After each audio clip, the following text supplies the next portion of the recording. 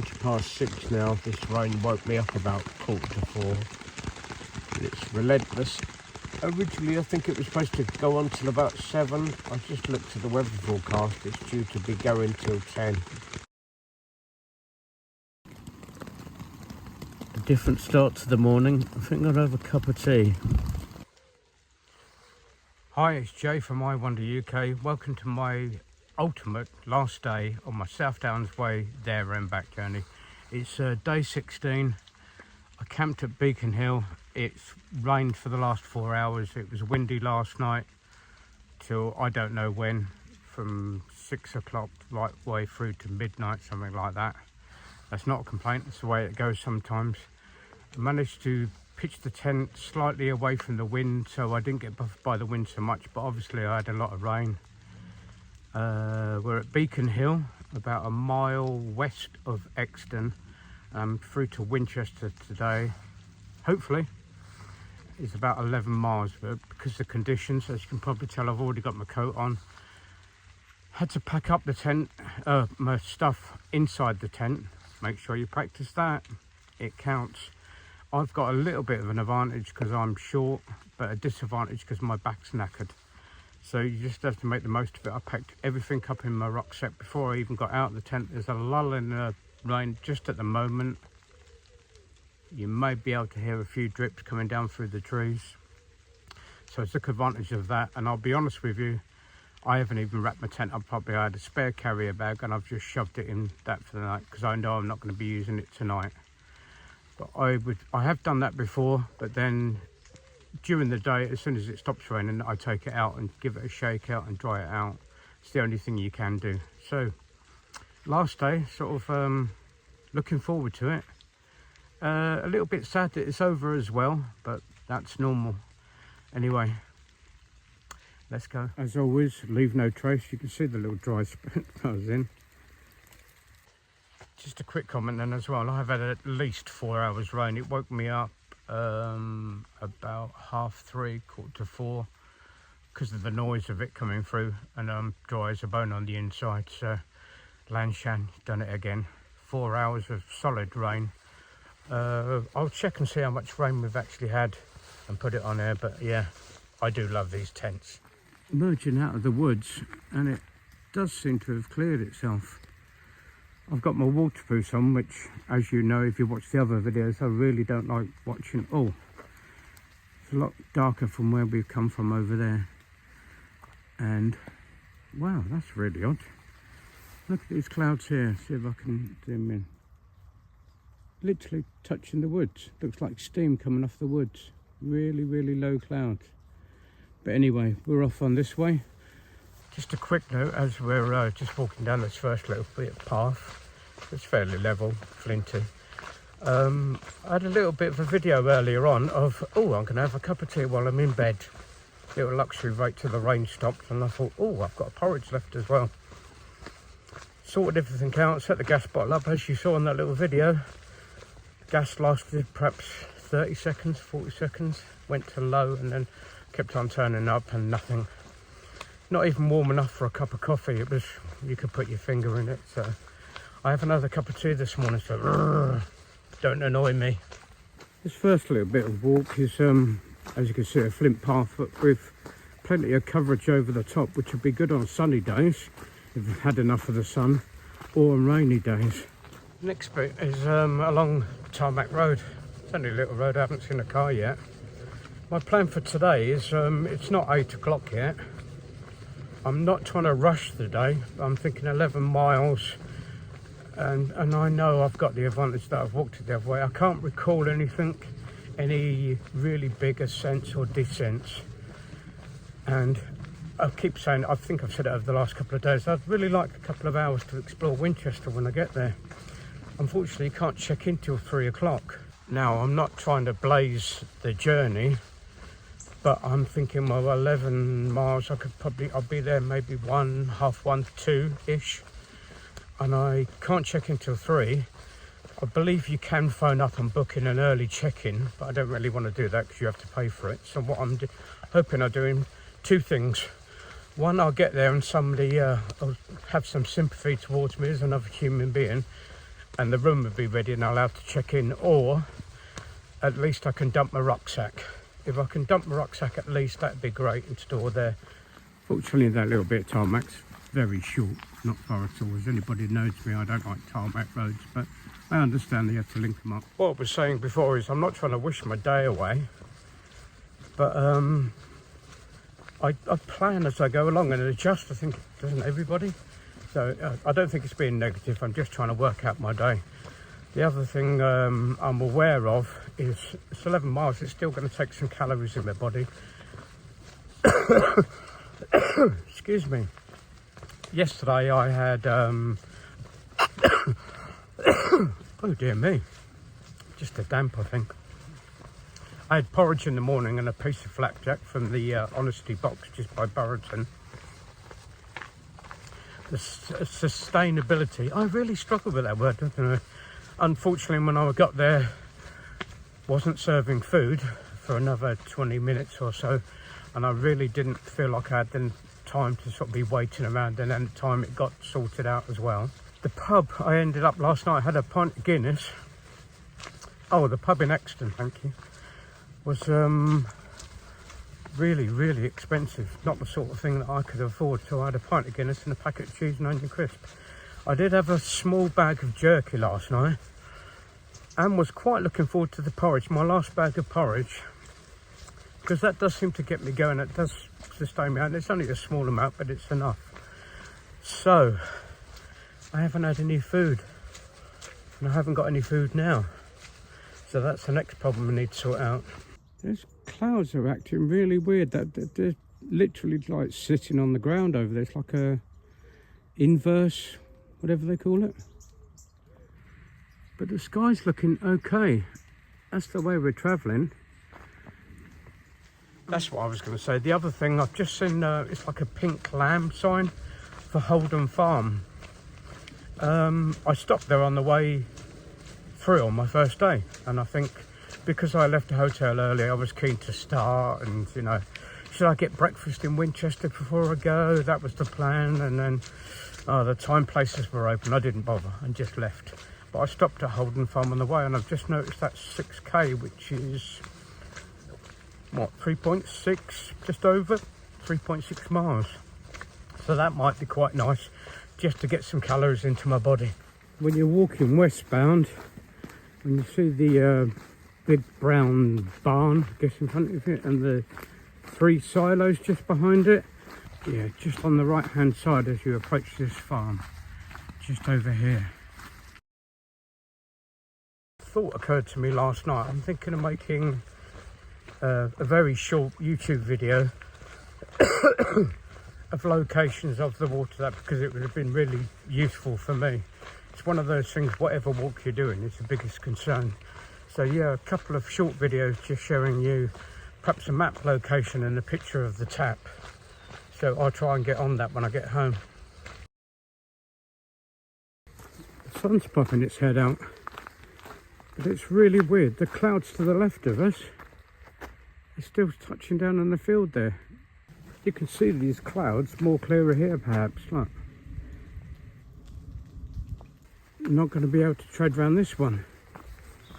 I've said before, I've been converted, apart from the winter, to use trekking shoes, and the disadvantages are, realistically, they do get wet.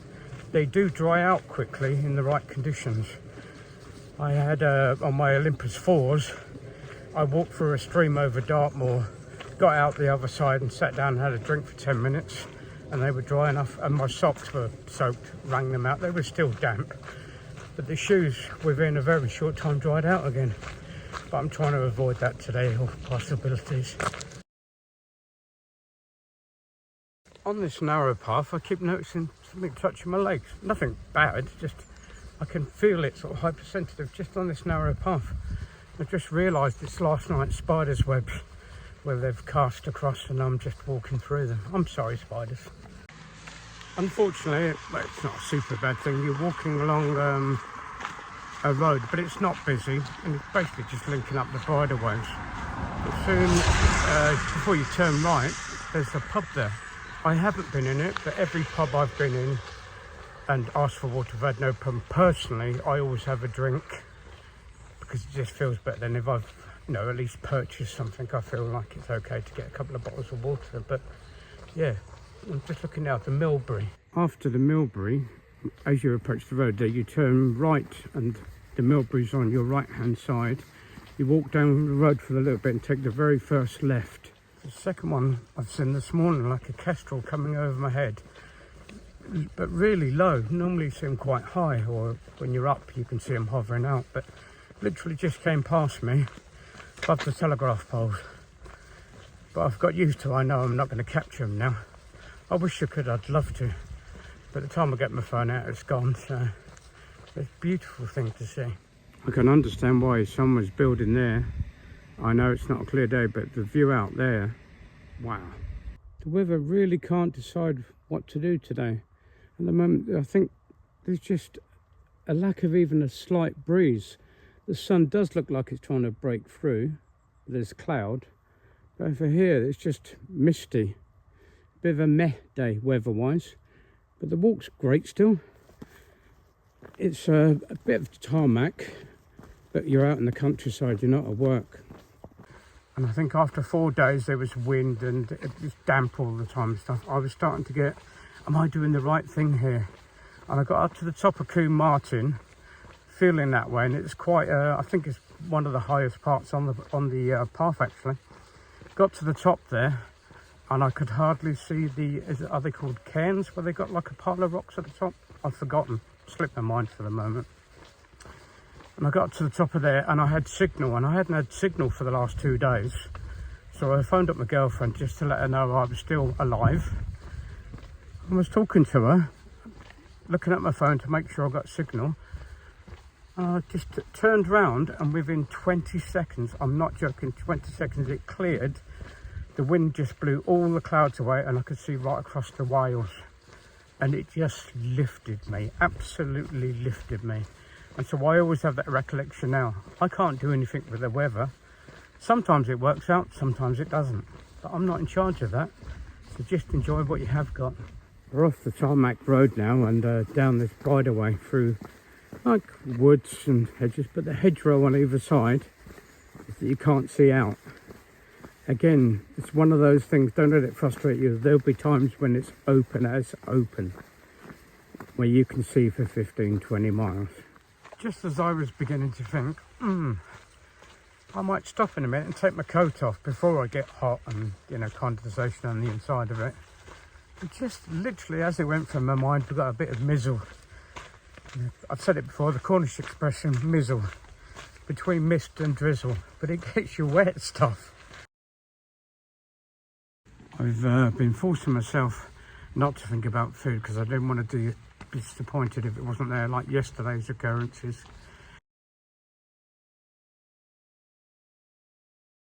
There is a drinking water tap at Holden Farm. Remember what it's called, and that's the location. Yeah, if you come out of the cafe, there's one on the other side here by these stables. And if you're heading eastward, you'll be going up that way. If you're heading westward, you'll be going this way. So on your left, eastward, on your right, westward. I've got a little bit of fuel inside of me, so we're going to get out. It's cleared a little bit. You can see I've taken my coat off, and I'd rather travel light because I'm running so hot, but we'll see how we get on. I'll probably pop it back on again in a bit. Out to the farm, across the road and up a small incline, and it doesn't last very long, and we're back in the open air again. As I was saying, I took my coat off, my waterproof, took the cover off my rucksack, but the rucksack doesn't seem to be sitting right. And I've said before, and I still stand by that, don't be frightened of stopping, taking it off, putting it back on again and readjusting. Don't set the waist belts up as that's going to be it forever, because they do ease off slightly sometimes, depending on the weather. I think when they get wet, they maybe stretch a little. I'm not sure what the reason is, no scientific proven fact, but just a quick look back now. The weather's cleared a bit. Holden Farm's just down there. Even though I haven't taken many videos or photographs today, that's not complaining. We are in open countryside all the time. We just haven't got the views like you do on some of, or a lot of the path. And there's nothing to complain about. If I was out walking on this, I'd be more than happy. Got a security guard on the gate ahead.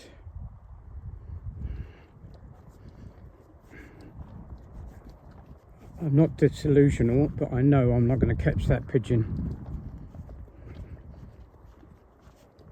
And he's gone. Another kestrel. I know. He was hovering a minute ago. There he is again. I'm going to try and zoom in, but I'll probably lose him.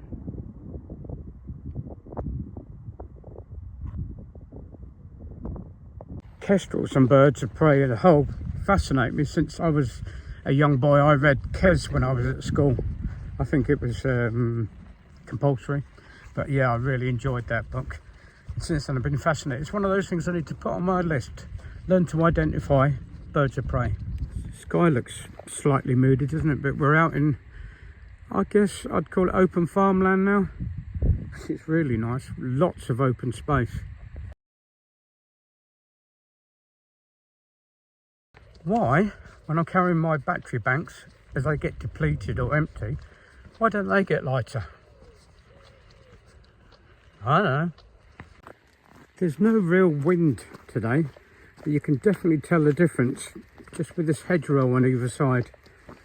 Just a couple of degrees maybe, I don't know, but it's slightly warmer. But they also really protect you from the wind when it's got windy days. I've said it before, but it amazes me. I've just met a young lady who's on her day one through to Eastbourne, and she's doing it in 5 days. Well, she's younger than me. No, I'm kidding.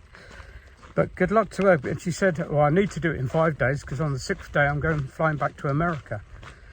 And I just realised how privileged we are to have this in our country. There's people from all over the world flying here to do this path. I just had to catch a train. It's incredible, isn't it? You can still see where the rain's sitting from last night. And the sun's breaking through. It seems to be fighting the clouds, and let's hope it stays out. This bridleway is, again, like I said, is very arable. Is that the right word? We're covered with fields, but it's lovely to be out in all this space. It really is. I just said to that young lady, the pathway just gets, enjoy. It just gets better and better. And it does, in my opinion. The sun's come out. That's why I look dark. So I turn around. Oh, there I am. So I walk backwards. Don't be silly on the last day, Jay. Crikey. I just took a picture of that last picture of like a weave fence. I love that. I tried that years ago. I wasn't very successful, but it was all right. It lasted a year or two. With all the different natural plants and hedges growing through it, it's lovely. Like I said, there's not the sweeping landscapes that you get further on in this path or behind me now. But there's just so much to appreciate when you're out. Just being out. 45 minutes, maybe an hour after the farm. There's lots of little spaces that are nice and flat and level if you actually needed to.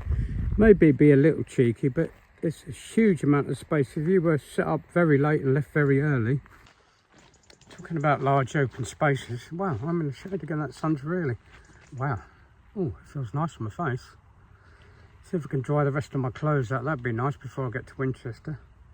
Still got a stinky dog, but you know. What's just saying? Oh, this little bit. This feels absolutely huge. And I can recall coming through on the 14th of August. I think it's the 29th or 30th today. I can't remember. And they were just clearing up after Boomtown Fair or Festival. And that's a huge event. It wasn't a shock, but it was a surprise to me. I was just getting used to, you know, I'd come out of Winchester. I've been going for a while, just getting used to being in the open countryside, and then come across this big steel fence, and then you walk past that, and then there was just dozens, if not hundreds of people, some plant machinery operation, just trying to clear it all up. It'd be interesting what sort of job they did, but it's absolutely huge. Not sure what you would call it, but they'd be called meadows. The grass is really short. I think this one had campers in or something like that, and I can't see. There's like a snake in the distance there. I can't work out what that is. Someone made a BMX track. Even though it still got the sun on my back, you can see by the shadow on my face. The wind's just getting up a little bit, bearing in mind I've got a hedgerow on either side of me, which could be a sign that the rain's coming in. So I might not complete this without putting my waterproof on again, but hey ho, it's the way it goes, isn't it? And on that point, again, not wishing my journey over, I can't see if this is even working. Oh yeah, it's still on. There's no clear finishing point in Winchester as far as I know. I was gonna, well, I tried to Google it at Holden, and just another point there, I've got no signal whatsoever. I'm on Gift Gaff, which piggybacks off O2, and normally get good signal in most places, but there's nothing there. I was trying to Google again to see if I could find the end part.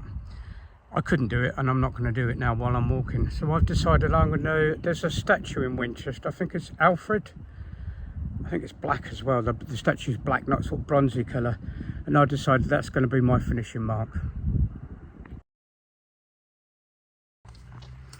The rain's washed all the dust off the blackberries.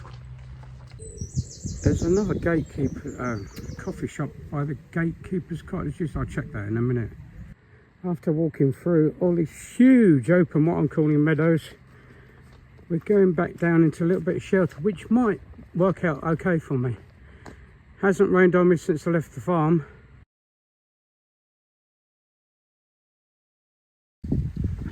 Just walking through this lovely old woodlands now, and I can still, the breeze seems to be picking up, and again the temperature's just dropped a little, so this might do me the world of good for a little bit of shade from the rain. Nice little breakout point here. If this is boring, I do apologise, but that's where the festival, the main festival, was the stage. You can understand why. It's almost like a bowl. It's odd, well, perhaps not odd at all, to be honest. As I approach Winchester, and I've got a few miles left yet, I'm starting to reflect on my journey. When I was in the pub having that pint of Guinness last night, I was talking to another couple who actually owned a campsite right down at the other end of Seven Sisters years ago, and got chatting to them, and she asked me that amazingly pertinent question, what was your favourite bit? And it was really odd. I don't know if I was tired at the end of the day, but I couldn't really name it because I had 2, 3, 4 all come flashing into my head one after the other. Chaucery, I still haven't got that, I'm sorry, I'll put it under here. Ring was a favourite just for that day. It was just a fantastic day, sitting up on top of the hill and the view. It wasn't the greatest decision in the world to camp up there, to be honest with you, because the wind was howling all that night, so I didn't get very much sleep, but just to be up there was brilliant. There's so many others, but I almost don't want to name my favourites, because I'm sure you'll have your own opinion, and equally, if you start naming your favourites, there's a risk you could start thinking about the worst little bits. I'm going to name just one. The little trip through westward to Burriton, it's only 3.5 miles, isn't the greatest, but I think that was yesterday for me, so that was day 15. By that time I'm spoilt for views and scenery and stuff like, well, I've just got distracted with the view out of here. Hold on a second, I'll get back to you. The sun just broke through there. That's one of my favourite things about this whole trip. Just the thought of how far you can actually see. It will never come over on this video. I've said it dozens and dozens of times, but you need to be out here to appreciate this, where you can see the weather coming in and see for miles and miles. What was I saying? Oh, Burriton. And even then, that's a negative because I'm spoilt. I've been spoilt on this whole journey, whichever end you start with. The trip for Burriton, if you were off out for a walk for a day and you just wanted to be away from the town or the city and stuff like that, that little 3.5 mile walk down little bridleways and along little country roads would be marvellous. Absolutely marvellous. So there's no real comparison. So I really don't want to go one way or the other. I've got too many. There's just, I think, at the end of any journey, when you've been away for multiple days, you get that, oh, come on, you can keep going, you can make it. And when you start approaching the coastline, when you may be confident unless something tragic happens, please no, not now, touch wood, that you're going to make it, you can't help but sort of reflect on, I don't know, it's just happening. I'm getting the sense of achievement sort of building me, the anticipation and elation that you've finished, and yeah, let's be honest, be proud of yourself. Why not? You should be. But you also start thinking, oh, typical brain, both sides of the story, start reflecting, thinking, oh, when I finish today, I won't be able to do it tomorrow. One of those, and that's what I'm going through at the moment. Stop yakking, Joe, crikey. That's another one of the things I need to put on my list of life. Be able to recognise our native trees. There's such a beautiful assortment out here. As we approach the road at Cheesefoot Head, the views open up again. Okay, it's not super clear today, but yeah. I'm boring myself going on for it. I can't describe the views.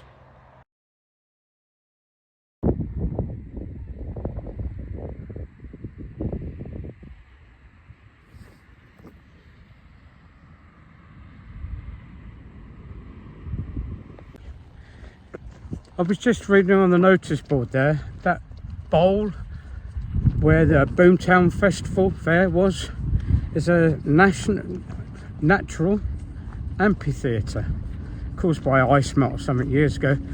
I think that's where, according to what that said, was where Eisenhower gave his D-Day speech to all the troops, which makes perfect sense. It's just a perfect theatre. Bit of history there as well. I love little solid benches. I'm going to have a sit down, take 5. I'm sure they're missing a bit of grammar from that last sign, Cheesefoot Head.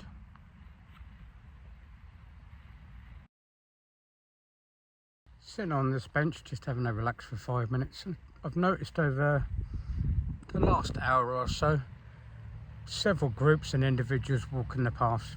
Some with just obvious day packs on, some with full rucksacks, and I've had a little quick chat with a few.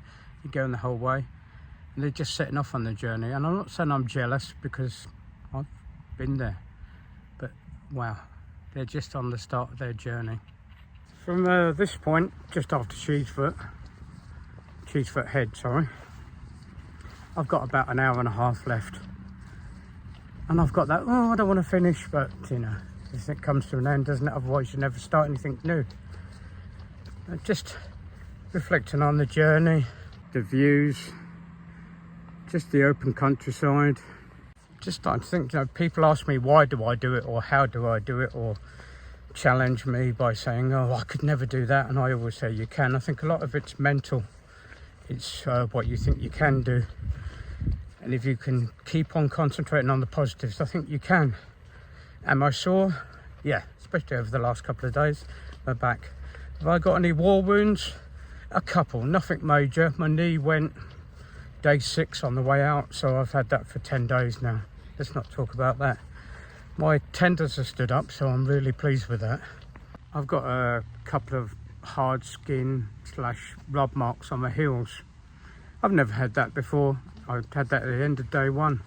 I've been going through with that. It's not super bad. There's hard skin with a little blister came up from underneath it. I'll show you a picture later. Do I care? No.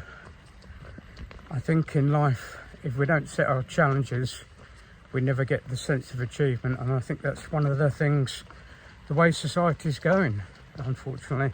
I don't want to sound deep or heavy here, but I do like that sense of achievement.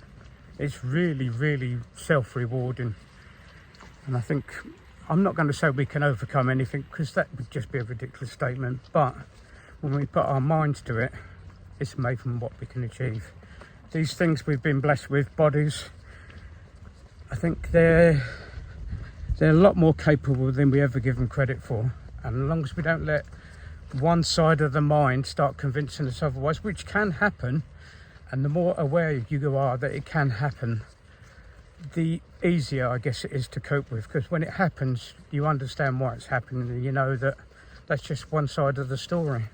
When you understand a lot of things aren't against you, when you're out in the country, I'm talking now, like hills, if you're not there, there's still going to be a hill, and rain, if you wasn't there, it would still rain. It's not against you, it's just a part of the everyday life of being out walking and wild camping.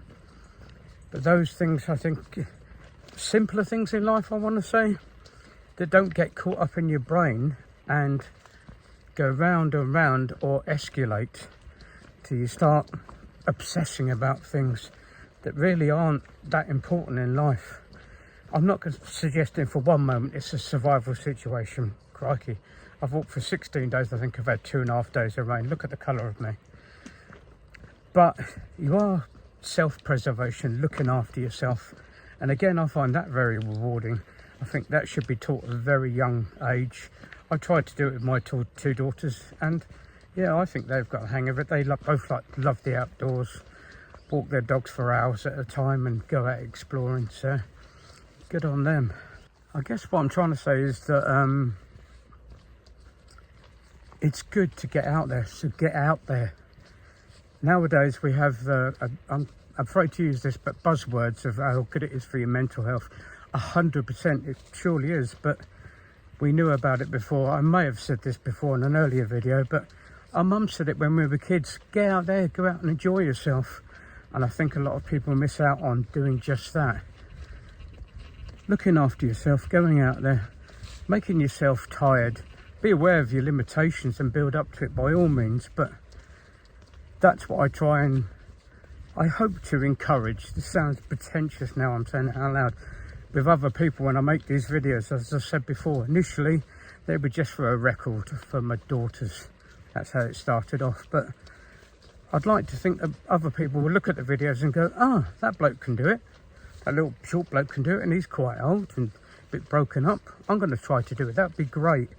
And then have that sort of positive push where where that doubt starts coming in my mind. Where am I going to get water? Can I sleep? What are the conditions out like there? Like I said, I don't want to make it a tour guide. I want to give you a flavour of it, I guess. An indication of what the path is. And this path is magnificent. It's wonderful. It's 100 miles, which for some people I guess sounds a huge amount, but it's definitely achievable. There are hills. There are coming down bits where your knees are throbbed. There's some steep bits going up where your legs feel so tired and your back starts hurting. But there's nothing, you're not climbing Mount Everest, let's put it that way. And as long as you don't set yourself a ridiculous timetable, take your time and make it your journey. I apologise if I'm rabbiting on too much. You're just unpacking my brain. Another thing, and I've seen it on a couple of occasions, these things, the modern devices, let's face it, they're a brilliant thing that you can hold in your hand and have. So it's just open to so many different things you can use. Now I use mine, I've got OS maps on mine, which I thoroughly recommend. The first couple of times I used it, I was thinking, no, that's not so great. I subscribe to it, it's about £20 a year. If you download the maps before you go, which I did on this sort of day by day, split it up into 8 sections if you like. As long as you downloaded it before you leave home, you can still use it while you're out, even if you haven't got a signal, which is just amazing. I don't use it all the time. I try and find my own way because I like paper maps, and I've got a paper map with me, but just sometimes, you know, tiredness or whatever, you need that little bit of reassurance. But I've seen it on a couple of occasions, like I'm saying, where people have literally got their head down looking at the phone. I was camped the other side of Amberley, I think on the 4th night on the way back, and I was no more than 15-20 metres away from the path, and I had at least 2 people walk past with their heads on the phone and didn't even notice me there sitting outside my tent making a cup of tea. Put your phone away, get out and take pictures by all means, but just enjoy everything. The open skies, they're wonderful. The thundery clouds I had yesterday and wondering whether they're going to catch me out or not. The views when you just don't know where you're looking at, but you can see for miles and miles. When you look over your shoulder, that's another little thing, I always say that. Stop, turn round. Obviously I'm looking forward, looking backwards. stop a lot of the time and look backwards, you'll see those little things and think, hang on a second. And that's what I use OS for. Check, and I think, was that the beacon I was near? And check, and you think, wow, I was there an hour and a half, 2 hours ago, and I'm here now. That's amazing as well. So these devices are brilliant, but don't get your head in one. Use it as the backup and security that you need while you're out walking this route. I'm sure that's some, well, obviously a man-made object in the distance that I should know what it is, but I don't. But just as I've got over the brow of the hill there, I think I can see Winchester in the distance, which is mixed feelings. One last thought, then I'm just going to suck up the last hour of this journey for every little moment of it. When you're planning one of these trips, get out there and start walking before you do it. I'm not saying intensive training, but I've seen it before on Facebook groups, walking groups, on what's the best pair of boots to wear. It's a piece of string question. I know that really doesn't help, because until you put them on your feet and then until you've actually walked in them, you just never know. I use boots in the winter and trekking shoes. That's my go-to thing now. But you need to find out what suits your feet and suits you. And it's the same on another two things. One is your strength and fitness. I think while you're out doing those bits of training days with your boots, you don't need to break shoes in nowadays as much as you used to. But also, I don't think you need to sit and think about it or concentrate, but just realise how much water or food you do or don't need and put those into consideration.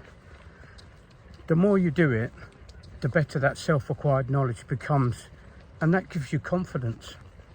One more thought. Get out of your head what anybody else thinks about you, because let's face it, who cares? Trekking poles, oh, he's a hiker, rambler. Backpack, look at the state of my face. I was clean shaved when I left. I've got a shirt on, a shorts, and yeah, God knows what I look like. I know what I smell like, but who cares? Just you be you.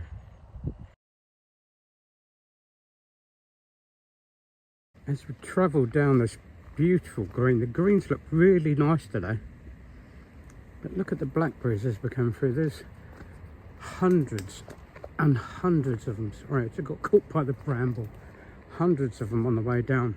If my body could actually just get his calories and be healthy just from eating blackberries every day, I would have done. I ate blackberries every day, but I can't survive on them, unfortunately. Somebody's left a basket of, I can't think what they're called, windfall, is that the right word? Windfall apples in a basket outside. Help yourself. Be rude not to, wouldn't it? As I'm wandering down this lovely little hamlet with some beautiful houses, really nice houses, I'm starting to get awakened. I'm not sure if that's the right word.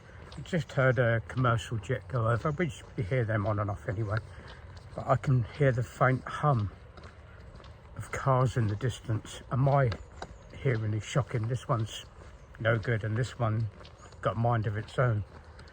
So my little wake-up call, I guess, to reality. In the olden days, they used to play with a square ball before they turned it into the modern one now with a round ball and basketball. The wind's got up a little bit, I'm sorry, it may affect the sound, but doing a quick reflection of today's walk before it gets too noisy up ahead. I'm going to do it from Exton, even though I walked a mile west of there to camp last night. The walk up, initially there is an ascent coming straight out of Exton, unfortunately, and it's on the road. I couldn't find, there is a footpath across apparently. Oh, not apparently, I did see it. But you're walking up a road, but it's not as bad as you think it's going to be. Promise, really not as bad. It's not take your breath away, but you know, if you need to pause every now and again, do that for sure. And then once you're up on top of Beacon Hill, there's really nothing challenging all day long. At the end bit here, approximately 2 miles before Winchester, there is a drop down. You come down a tarmac path, and that is a bit of a knee trembler. It doesn't go on for long, but it's just enough to start feeling the pressure on your knees. But the rest of the day is a gentle wander. There's no real big ups, there's no real big downs. The path's reasonable all day. There's a little bit of pebbles and stuff like that, but nothing flint and hard rocky that you have to negotiate. Is it a good walk? Yeah, it's a lovely day walk. I started off this morning with rain, threatening clouds. The second half of the journey, I managed to take my waterproof off and enjoy the afternoon. There's a couple of drink water points that I've showed out earlier on, and Holden Farm where you can stop and get yourself a coffee or a piece of cake or something. But yeah, you're actually in the open countryside. It's amazing how much space we actually have when you get to find out, isn't it? Last little spin round 180 on our left hand side. Last little view of the countryside. But we're going it this way, and you may be able to hear the traffic by now.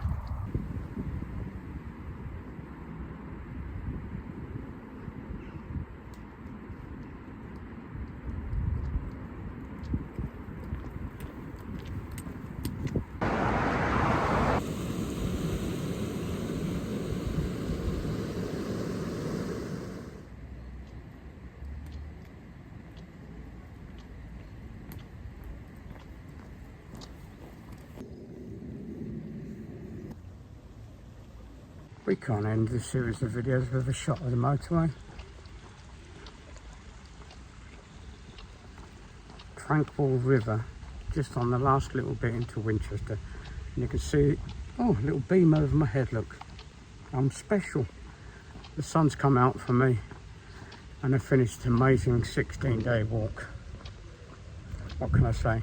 Get out there and do it. Either way, it's fantastic. You won't regret it.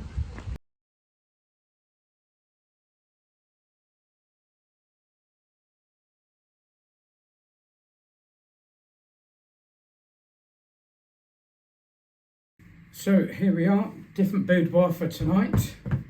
No wild camping for me. Not sure if I'm going to miss it or not, to be honest with you. End of a fabulous 16 days. My challenge was South Downs Way, there and back. Winchester to Eastbourne, and Eastbourne back to Westbourne. I'd like to thank everybody I met, my family, loved ones, including my 2 daughters and my girlfriend. I appreciate you may have concerns with what I do with myself, but hopefully you don't worry about me, or don't worry about me too much. I'd like to thank everybody that I met that give me things from a handful of malt loaf to water and everything else on the journey, and a massive thank you for whoever organises the water taps on the path. If they weren't there, I'm not sure if the path would actually be available, just by the nature of being up for so long and not dropping down. I always take a water filter with me. I never used it this time. I always like it for backup. It's just that self-confidence type thing. But to have those water taps, thank you very much. Thank you for staying with me, for watching it, listening to my rambles. Sometimes, yeah, totally off the cuff remarks. I appreciate you watching. Hopefully you stuck with me for this long. I'd love it if you could subscribe. That I actually said subscribe first go. Hey, hey. And that's the end of a journey. Elation, that feeling of self-achievement, certainly. A little bit sadness that I won't be doing it any longer, but I look forward to doing something else. I will try to remember to make a very short video of water spots, because I've taken photos and allocated where they are. I need to go through the book and perhaps come up with map reference and then link those to the photos and stuff like that. But thank you for watching me. Thanks for joining, sticking with me. This is Jay from I Wonder UK, South Downs Way, there and back. I'm out of here.